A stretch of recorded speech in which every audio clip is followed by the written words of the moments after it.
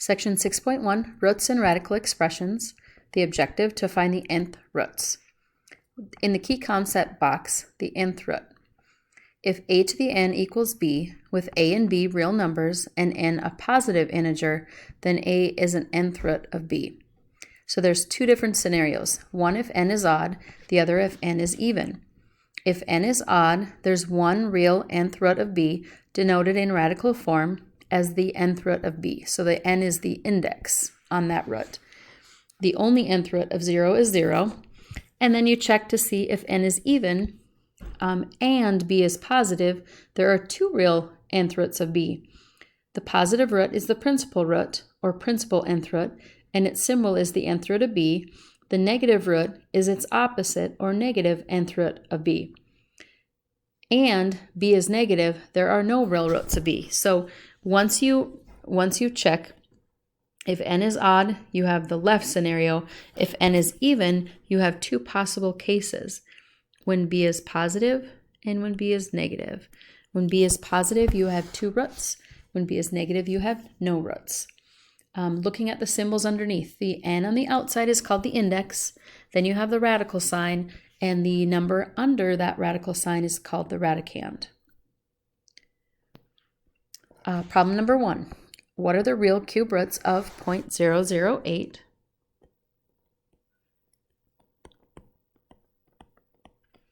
The cube root of 1000 and the cube root of 1/27.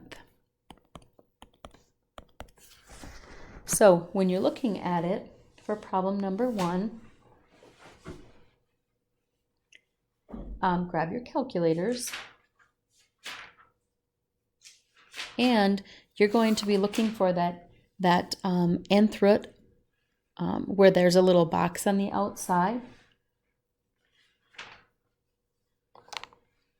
So looking at this one, we have a 3, so the index equals 3. So if we page back up, the index is odd.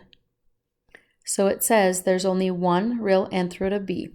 So we're going to be able to type this into our calculators and get the answers right away. So the cube root of 0.008 is 0.2. Oops, wow. I don't know what happened there. Let's get that back in focus here. So 0.2.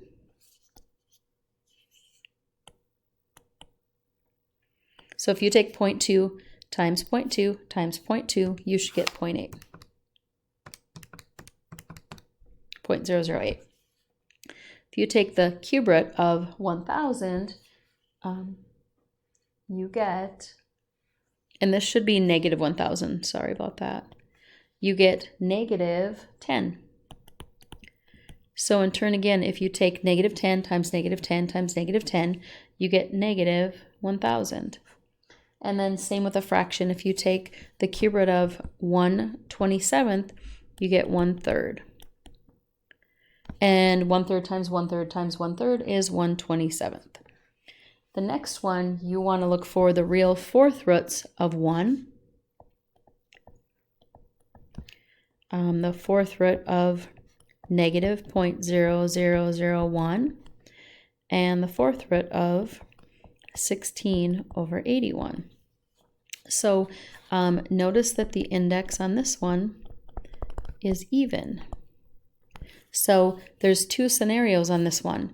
If it's even, you have two real answers. If it is negative underneath, you have no real answers. So if it's even and positive, you have two reals. If it's even and negative, you have no real answers. So when I'm looking at this one, the second one is going to have no real answers.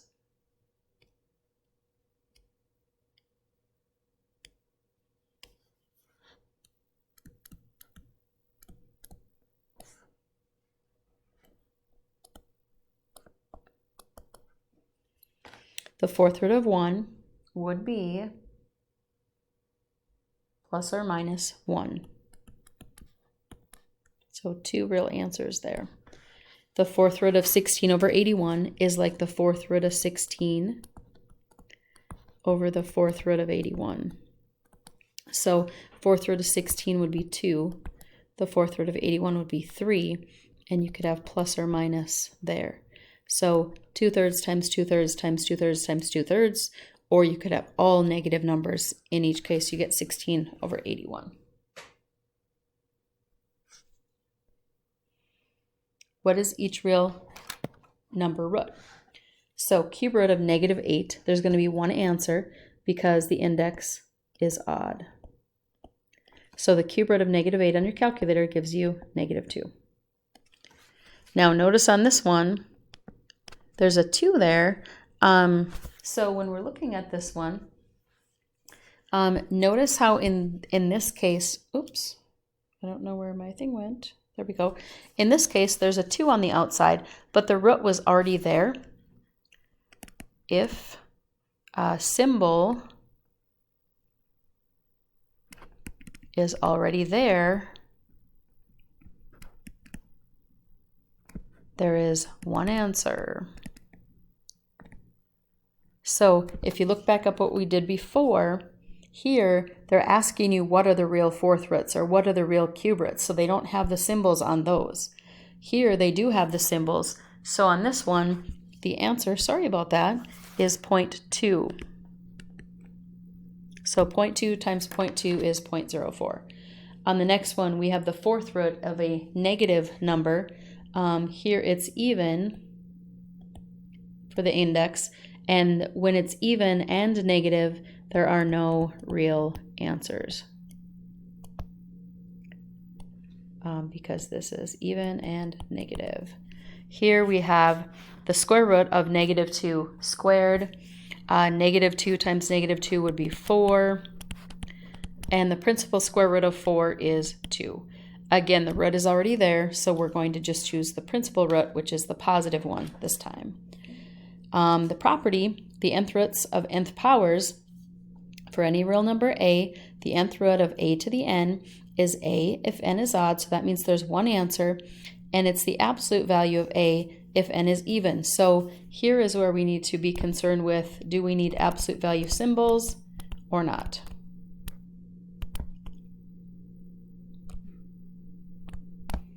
So we'll go through each one of those here in a minute. What is a simpler form of each radical expression? So here we're going to take the square root of 16, which is 4. And again, the square root symbol is already there, so we're just going to take the principal root of 4. And when we look at this one, how many pairs of 2 go into 8?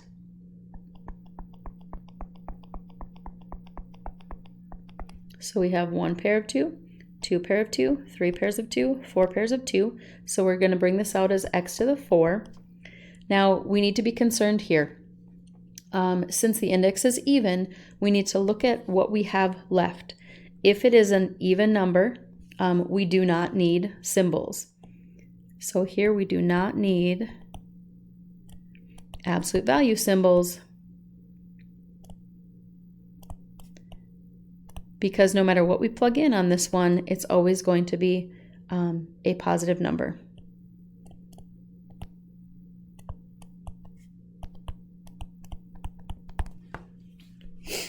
The next one, we have an odd index.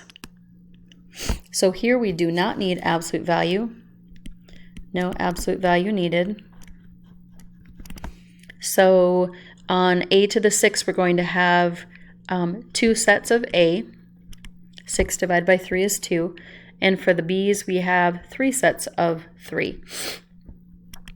And again, we do not need absolute value symbols on this one. For the next one, we have 2 sets of 4, so it's x to the 2. And this one is even, so we do need to check out absolute value symbols at the end. And we have 3 sets of y's left. This one stays positive no matter what. This one, though, is questionable, and it's those odd questionable exponents that do need absolute value. So our answer is going to be x squared, absolute value y to the 3. So just a little recap. I'm going to page up for a second. If it is odd, no absolute value needed. If it's even, there's 2 cases. If it's positive, if the root is even and the exponent is even, I shouldn't say positive. Root is even and exponent even, no absolute value needed. If the root, and I should say index there, index. If the index is even and the exponents are odd, absolute value is needed.